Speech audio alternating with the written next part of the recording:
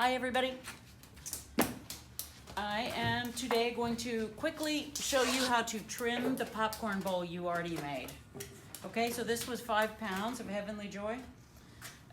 You turned it into a beautiful parabola on the inside with a selected rim.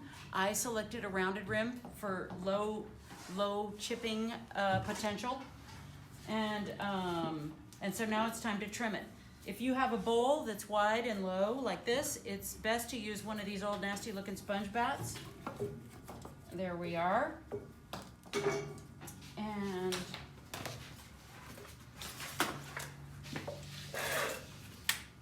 all right. Okay, so one of your considerations is how much thickness did you leave? Are you going to trim a hollowed out foot or just clean it up so it looks professional? You can shine the video right here. Hollowed out foot or just clean it up so it looks professional. Okay, come back. All right, so you feel your thickness when you sit down. I can do a little bit of a hollowed out foot. Okay, so first thing you're gonna need to do is center your thing. Some of you guys can tap center. All right, and it's basically a little bit of physics. When you tap it, it bounces itself to the center somehow. Okay, when you do this, oh, will you hand me a jar lid, please? A big one. You take your left hand, you shape it like an L. You place the middle fingers, 2 or 3 of them, perfect, on the center, and you brace this hand right out here. Oh, I forgot to tell you about setup. Forgetting everything. You're gonna use one of these or you're gonna sweep, okay? I know it's noisy now, so I'm not gonna use it, but use the trim guard because otherwise we get trimmings all over the floor. There's my L formation. There's my trimming tool. My elbow bone is connected to my knee bone over here. And I am holding the trimming tool, whoops. Not my proudest moment on Google Classroom. You know what I need is a wider trimming sponge bat. This one's sliding off the edge and it's being uneven. Just keep going. This is valuable, helpful info, which is what we're going for. We're not going for video perfection. Much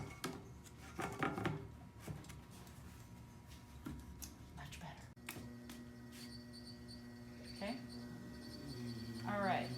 Much better. Oh my gosh. You see how the trimming's going on the floor? I'm gonna sweep. Okay, so I like to choose a foot for my bowl. So I'm gonna choose something that matches that rounded rim of my bowl. Gonna cut it in here a little bit.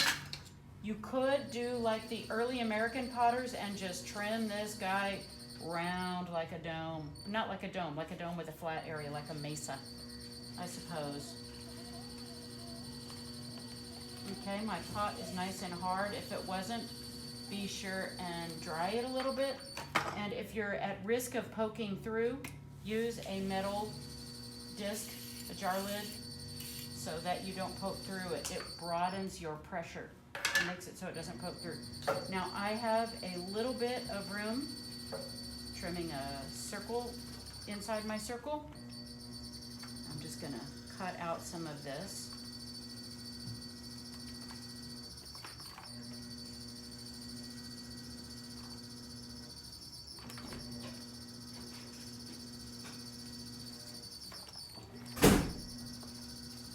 Remove the material, I can shape it. So I'm removing the material, I'm shaping it a little bit. Oh. Not my proudest trimming moment, but hopefully it gets the job done. Here's the goal. Your dome comes up, it comes up, it comes up. It looks like there's a ring or a tire sitting on it, and then your dome continues, and it looks like the same dome. That's what you're going for here. This and this are part of the same fabric and all at one level. This is a dull trimming tool and it keeps catching. Sharp ones are better. So either get a new one or I'll show you how to sharpen a tool. What? You want a new one? No, it's fine. I'm almost done. All right, I'm trying to make my tire concentric. Just a little iffy right now, but we'll try to get the job done.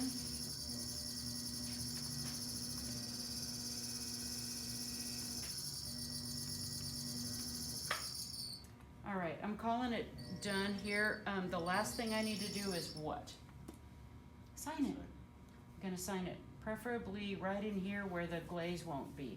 This area will be glazed, this area will be glazed, this area will be waxed, and it'll sit on this ring, foot ring in the kiln. Okay? Now, if you'll just zoom over some of those options that you can do, you can choose, then that will be good for that video. Okay? I appreciate your patience so much. Everybody get to work. Super Bowl it up. Should I make a note?